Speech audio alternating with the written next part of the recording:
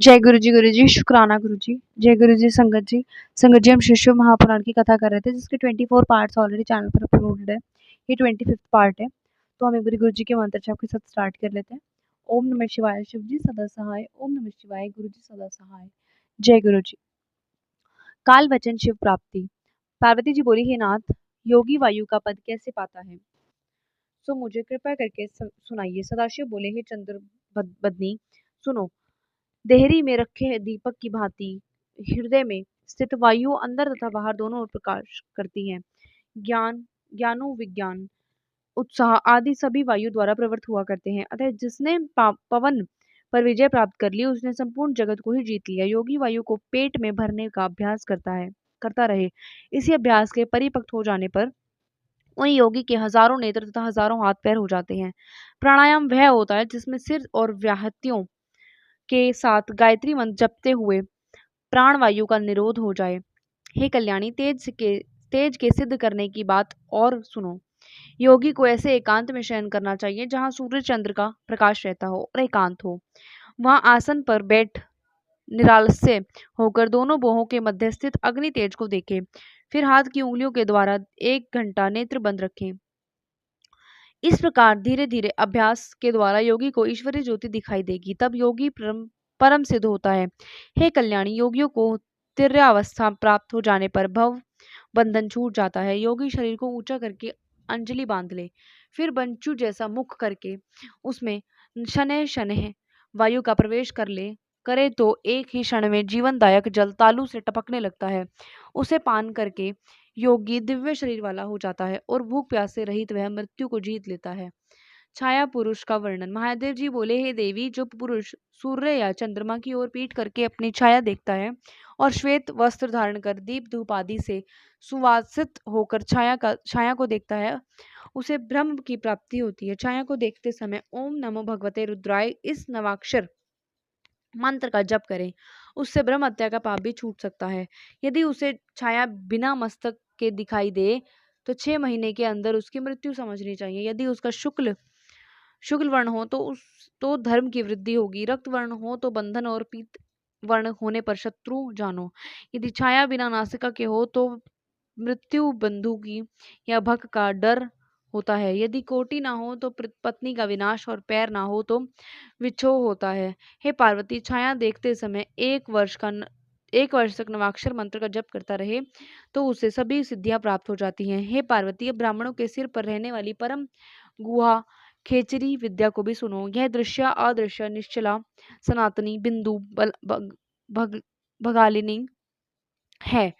वेद भी इसकी स्तुति करते हैं। योगी इसी मालिनी विद्या के दर्शन से सफल होते हैं। योग के द्वारा सभी सिद्धियां प्राप्त होती हैं और अभ्यास के द्वारा ही ज्ञान एवं मोक्ष मिलता है। हे स्तुत जी, इसे सुनकर व्यास जी अति प्रसन्न हुए तथा प्रणाम आदि करके अपने अपने स्थानों को चले गए। आदि सृष्टि का वर्णन। सूत जी कहने लगे, हे ऋषियों, अब आप सृष्टि रचना का वर्णन सुनो। प्रधान पुरुष परमात्मा ही ब्रह्मा बनकर सृष्टि रचना किया करते हैं। रचयिता ब्रह्मा, पालनकर्ता विष्णु और संहारकर्ता रुद्र हैं। स्वयं भू ब्रह्मा ने सर्वप्रथम जल उत्पन्न किया। जल में नारायण निवास करते हैं। ब्रह्मांड रूपी अंडा जल में ही उत्पन्न हुआ। हिरण्य गर्भ भगवान ने उस अंडे के 2 भाग किए, जिससे ऊपर का भाग तो आकाश और नीचे का भाग पृथ्वी बना। आकाश में 10 दिशाओं में की रचना हुई। फिर मरीचि, अत्रि, अंगिरा, पुलस्त्य, पुलह, ऋतु, वशिष्ठ आदि तेजस्वी ऋषियों की रचना हुई। ब्रह्मा के क्रोध से रुद्र की उत्पत्ति हुई। तत्पश्चात ऋग, यजु, साम आदि वेदों का निर्माण हुआ। वक्ष स्थल से पितृ, जंगाओं से मानव और नीचे के भाग से दैत्यों की उत्पत्ति हुई। फिर भी प्रजा की वृद्धि ना हुई तो आधे भाग से पुरुष तथा आधे भाग से नारी उत्पन्न करके मैथुनी सृष्टि रची गई। इस प्रकार ब्रह्मा जी ने संपूर्ण चराचर सृष्टि की रचना की। जब इस प्रकार की ब्रह्मा की सृष्टि रचना हुई, तब प्रजापति को शतरूपा अयोनिजा पत्नी प्राप्त हुई। शतरूपा ने 100 दिव्य वर्षों तक तपस्या करके तपस्वी पति की प्राप्ति की। वही पुरुष स्वयंभू पैदा होकर मनु नाम से विख्यात हुआ। फिर विराट पुरुष से वीर का पैदा हुई। उससे प्रिय व्रत और उत्तानपाद पैदा हुए। धर्म की पुत्री सुनीति का उत्तानपाद से विवाह हुआ। उससे तेजस्वी ध्रुव हुए। ध्रुव के 2 पुत्र पुष्टि और धान्य हुए। पुष्टि के 5 पुत्र हुए। पुष्टि के ज्येष्ठ पुत्र रिपु के चाक्षुष हुए। चाक्षुषु के दुष्कार्णों से वरुण नामक पुत्र हुआ। पुरु की अग्नेयी भार्या से अंग आदि 6 पुत्र पैदा हुए। अंग की सुनीता नामक पत्नी से वेन नामक पुत्र हुआ। वह महापापी था, उसे ऋषियों ने हुंकार द्वारा मार दिया। फिर सुनीता की प्रार्थना पर वेन के शरीर को मथा गया।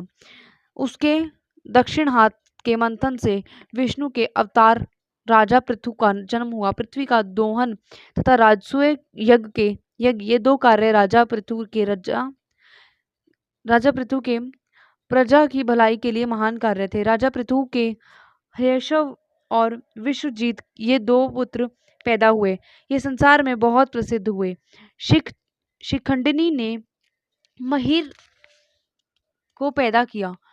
ईसन वृक्ष की कन्या वीर वहिणी से विवाह किया। उसी से दक्ष प्रजापति की उत्पत्ति हुई। दक्ष ने चर अचर तथा 4 पैर वाले जीव पैदा किए। वीरिणी कन्या से विवाह कर मैथुन सृष्टि रची। रेशव नामक 10,000 पुत्र पैदा किए। ये नारद जी के उपदेश से वैराग्य को प्राप्त हो पाया। यह सुन फिर दक्ष ने श्वलशव नामक 10,000 पुत्र पैदा किए। वे भी नारद जी के उपदेश से वैराग्यवान हो गए। यह सुनकर दक्ष को बड़ा क्रोध आया और नारद को शाप दे दिया कि हे कलह प्रिय नारद, तुम कभी कहीं स्थिर होकर नहीं बैठ सकोगे। इसके पश्चात दक्ष ने 1,000 कन्या उत्पन्न की, जिनमें से 10 कन्याएं धर्म को ब्याधी, 13 कन्याएं कश्यप को, 2 अंगिरा को, 2 कृष्णाशव को तथा बाकी सब चंद्रमा को ब्याधी, जो नक्षत्र नाम से प्रसिद्ध हुई। इससे देव दानव आदि बहुत सी संतानें हुई। धर्म की 10 पत्नियां इस प्रकार है: अरुंधति, वसु, यामी, लंबा, भानु, मारुति, संकल्प, मुहूर्ता, संध्या, विश्वा। इन सब की संतानें निम्न प्रकार से हुई। विश्वा के विश्वे देवा पैदा हुए। संध्या के साध्य, मुहूर्ता के मुहूर्तज, संकल्पा से एक पुत्र सत्यवक्ता संकल्प हुआ। मारुति से मरुत्वान, भानु से 12 भानु, लंबा से घोष, यामी से नाम, वसु से अष्ट वसु और अरुंधति से पृथ्वी उत्पन्न हुई। वसु के आए ध्रुव, सोम, धर, अनिल, अन्नल, प्रत्युक्षा, प्रभाष, ये 8 पुत्र हुए जो वसु कहलाए।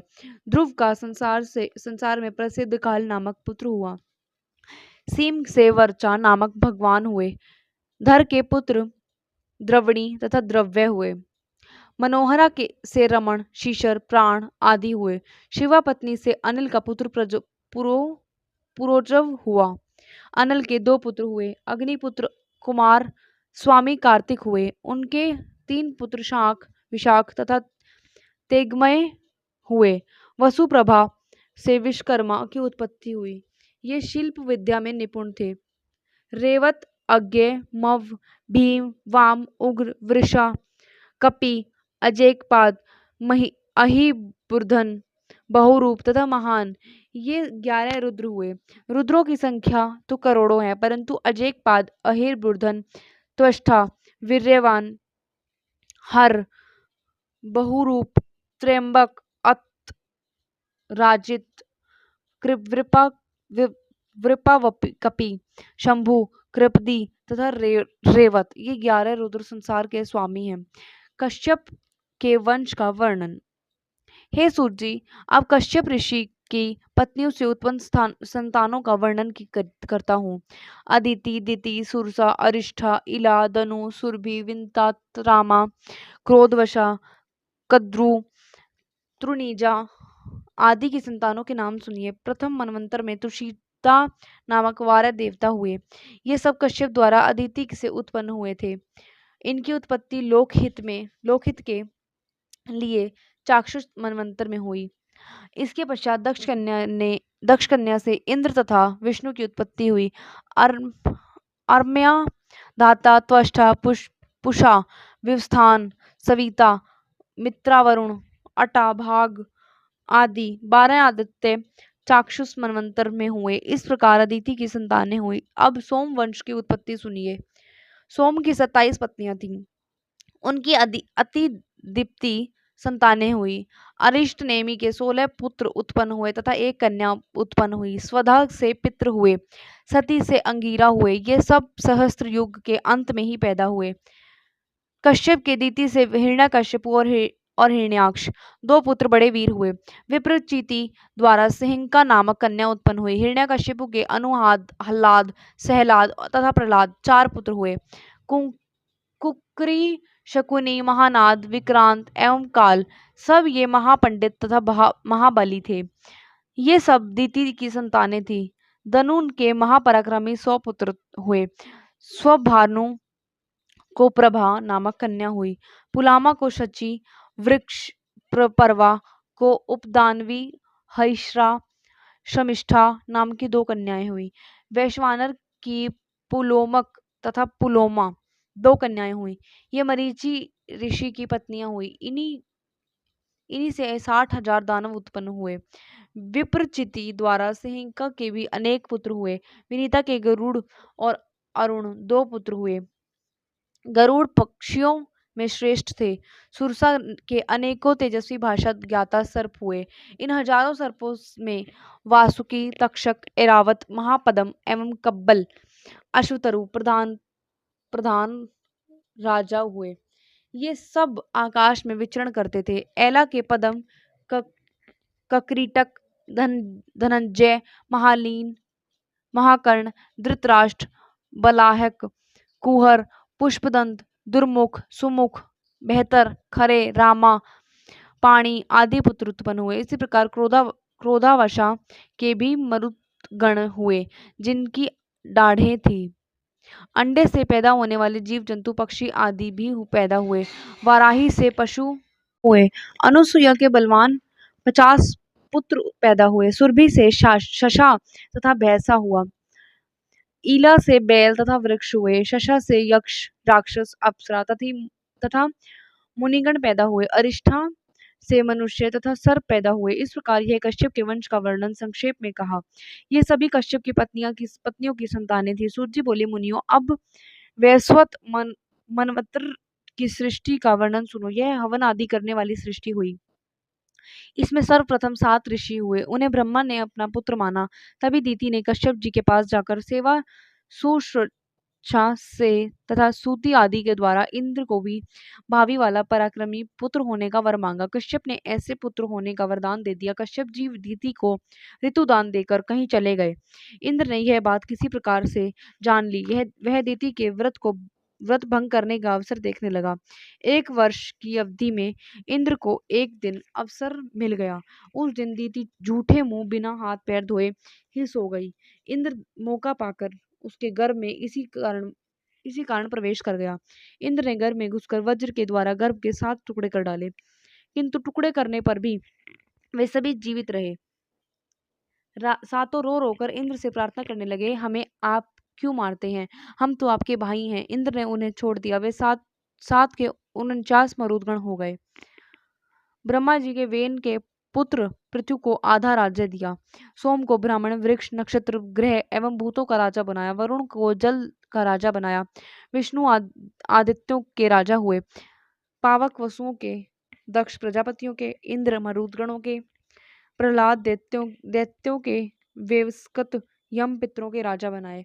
शंकर भगवान सभी भूतों के व्रत, मंत्र, गौ, यक्ष, राक्षस, भूत, प्रेत, पिशाच आदि के राजा हुए। हिमालय पर्वतों के, समुद्र, नदियों के राजा बने। इन सबको राजा बनाकर ब्रह्मा ने अभिषेक किया। व्यास जी के जन्म की कथा। सूत जी बोले, हे ऋषियों, श्री पराशर जी एक दिन तीर्थ यात्रा करते करते यमुना के तट पर आ गए। वहां मल्लाह भोजन कर रहा था। उससे यमुना पार पहुंचाने के लिए कहा तो उस निषाद ने मत्स्य गंधा पुत्री से कहा, हे पुत्री, यह हसंती के पुत्र तपस्वी पराशर ऋषि यमुना पार होना चाहते हैं। अब इन्हें नाव द्वारा तुम ही पार पहुंचा दो। यह सुनकर उसने उन्हें नाव में बिठा लिया और पार ले जाने लगी। तब उस पर मोहित होकर पराशर जी ने उसका दायां हाथ पकड़ा। मत्स्यगंधा यह देखकर हंस पड़ी और बोली, हे ऋषि जी, आप ऐसा निंदित कर्म क्यों कर रहे हो? आप तो वशिष्ठ जी के उत्तम कुल में उत्पन्न हुए हो, फिर मैं निषाद कन्या, आपके साथ मेरा संयोग कैसे हो सकेगा? इतना सुनकर पराशर जी ने उसका हाथ छोड़ दिया। पार तो पहुंच गए, परंतु कामदेव ने उन्हें विवश कर दिया। तब उन्होंने फिर से तब उन्हें तब उन्होंने उसे फिर से पकड़ लिया। कांपती हुई मत्स्यगंधा ने कहा, हे ऋषि जी, मैं दुर्गंध युक्त काले रंग की निषाद कन्या हूँ और आप श्रेष्ठ योगी हैं, फिर कांच और सोने का संयोग भला कैसे हो? और यह भी शास्त्रों की आज्ञा है कि संभोग रात को ही करें। यदि आप चाहते ही हैं तो रात होने तक की प्रतीक्षा करें। यह सुनकर पराशर जी ने अपने योग बल से दिन में रात्रि के समान अंधकार कर दिया और उसके साथ संभोग किया। तब वह लज्जित तथा आश्चर्यचकित होकर बोली, हे योगीराज, अब आप तो चले जाएंगे, परंतु मेरा क्या होगा? क्योंकि आपका प्रेम अमोघ है, अतः मुझे गर्भ रह गया तो फिर क्या होगा? यह सुनकर ऋषि बोले, हे बाले, इस समय तू मेरे साथ संभोग कर और अपनी कामना क्या है उसे मैं पूर्ण करूंगा। मेरी आज्ञा पूर्ण करने के कारण तू सत्यवती कहलाएगी। तब वह बोली, मेरे इस कर्म को माता पिता आदि कोई भी ना जान सके, मेरा कन्या धर्म भी ना जाए और आपके समान तपस्वी तथा शक्तिमान पुत्र भी प्राप्त हो। पाराशर जी बोले, हे सुंदरी, सुनो, तुम्हारी सभी मनोकामनाएं पूर्ण होगी, तुम्हारे गर्भ से विष्णु का अंश तेजस्वी पुत्र होगा। इतने कहकर पाराशर जी ने यमुना स्नान किया और फिर चले गए। सत्यवती ने समय आने पर सूर्य के समान महातेजस्वी पुत्र उत्पन्न किया। बालक ने उत्पन्न होते ही माता से कहा, हे माता जी, जब भी तुम्हें कोई काम आ पड़े तो मुझे याद करना, मैं तुरंत ही आपके पास पहुंच जाऊंगा। इतना कहकर और प्रणाम करके व्यास जी तप करने चले गए। सत्यवती पुत्र स्नेह से कातर होकर पिता के पास आग पहुंची। इधर उस बालक ने भी तपस्या पूर्ण की, फिर वेदों की शाखाओं का विभाजन किया। इसी कारण इनका नाम वेद व्यास जी प्रसिद्ध हो गया। इसके बाद व्यास जी तीर्थ यात्रा तथा पिंड दान आदि करके शिवलिंग के विषय में विचार करने लगे कि कोई ऐसा सिद्धिदायक लिंग हो जिसकी आराधना द्वारा सब विद्याएं प्राप्त करके पुराण रचना की सामर्थ्य प्राप्त कर सकूं। इस विचार से वे ध्यान में लग गए। कुछ समय बाद जब उनका ध्यान खुला तो वे बोले, मुझे ज्ञात हुआ कि धर्म, अर्थ, काम, मोक्ष देने वाले इस अविंडक महाक्षेत्र में मध्यमेश्वर शिवलिंग है। इसके समान काशी भर में और कोई लिंग नहीं। ये लिंग सभी कामनाएं पूर्ण करते हैं, इसलिए मैं इसी लिंग की पूजा करता हूँ, जिसके कारण मैं पुराण निर्माता हो जाऊं। इस प्रकार व्यास जी गंगा स्नान करके व्रत करने लगे। तभी मध्यमेश्वर शिव के दर्शन हुए तथा बालक रूप में स्थित हो सदाशिव ने व्यास जी से कहा, मैं तुम्हारे कंठ में स्थित रहूंगा, तुम इतिहास, वेद, पुराण आदि का निर्माण तथा संपादन करने वाले होोगे।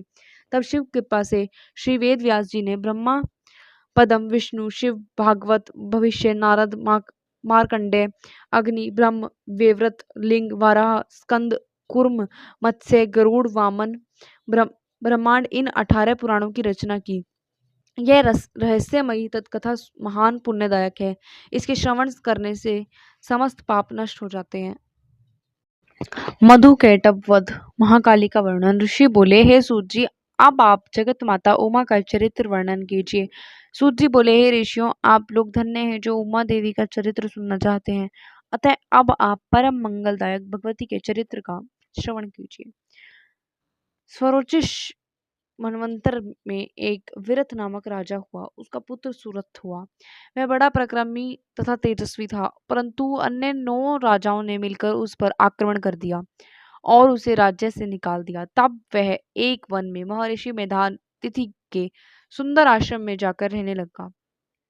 वहीं एक दिन एक वैश्य भी अत्यंत दुखी होकर आ पहुंचा। राजा ने उससे चरित्र पूछा तो वह नेत्रों में जल भरकर दीन दुखियों की तरह कहने लगा, हे राजन, मैं समाधि नाम का वैश्य हूँ।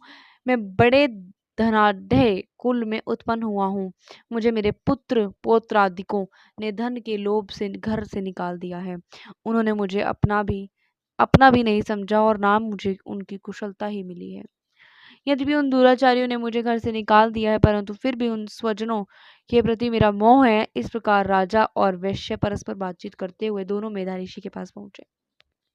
उन्हें प्रणाम करके अपना सभी हाल सुनाया और उनसे प्रार्थना की कि हे कृपा करिए, आप हमारा मोह दूर कीजिए। ऋषि बोले, हे राजन, सबके मन को आकर्षित करके मोहित करने वाली जो सनातनी माया शक्ति रूपा देवी है, वही देवी संसार की रचना, पालन, संहार किया करती है।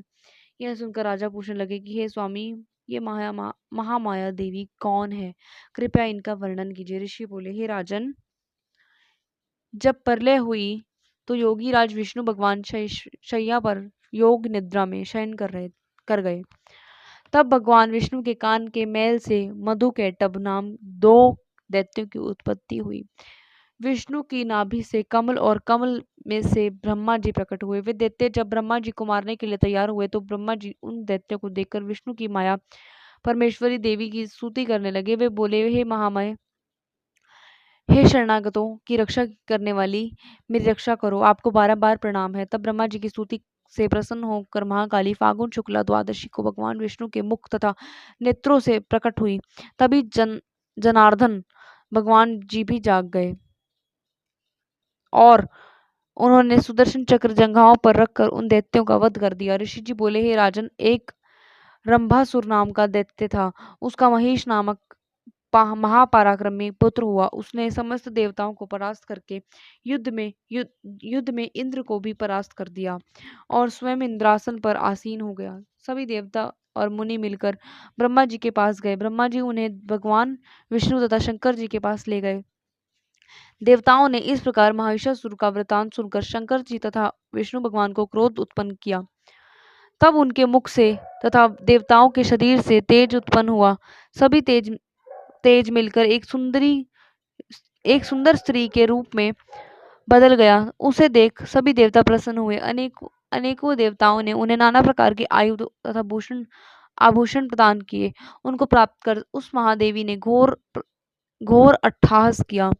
उनकी उस घोर गर्जना से पृथ्वी आकाश सभी गूंज गए। उसी शब्द को सुनकर महिषासुर अपनी सेना सहित उनसे युद्ध करने जा पहुंचा। अकेली देवी तथा करोड़ों की संख्या में असुरों का भयानक युद्ध हुआ। चिक्षुर आदि दैत्य सेनापति मारे गए। महिषासुर भैंसे का रूप धरकर सिंगों से पृथ्वी तथा पर्वतों को उखाड़ने लगा। फिर वह सिंह बन गया। तब देवी ने उसका सिर तलवार से काट कर वध कर दिया। देवी ने उसकी ग्रीवा में ऐसा त्रिशूल मारा कि वह सदा के लिए पृथ्वी पर सो गया। तब उसके शेष सैनिक हाहाकार करते हुए भाग खड़े हुए। तब इंद्रादिक देवताओं ने आकर भगवती जगदम्बा की स्तुति की तथा गंधर्व गाने और अप्सराएं नृत्य करने लगी। संगत जी, आज के लिए बस इतना ही। जय गुरु जी, शुक्राना गुरु जी। ओम नमः शिवाय। शिव जी सदा सहाय। ओम नमः शिवाय। गुरु जी सदा सहाय। संगत जी, अगर आपको थोड़ा भी इंटरेस्ट आ रहा है शिव पुराण सुनने में तो प्लीज़ वीडियो को लाइक कीजिए एंड चैनल को सब्सक्राइब कर लीजिए ताकि आपको आने वाली वीडियोस का नोटिफिकेशन इसलिए मिल जाए। एंड जैसे ही मैं शिव पुराण गुरु जी के चैनल पर अपलोड करूँ या गुरु जी करवाएं जिस भी टाइम आप उस टाइम सुन पाएँ। जय गुरु जी, शुक्राना गुरु जी।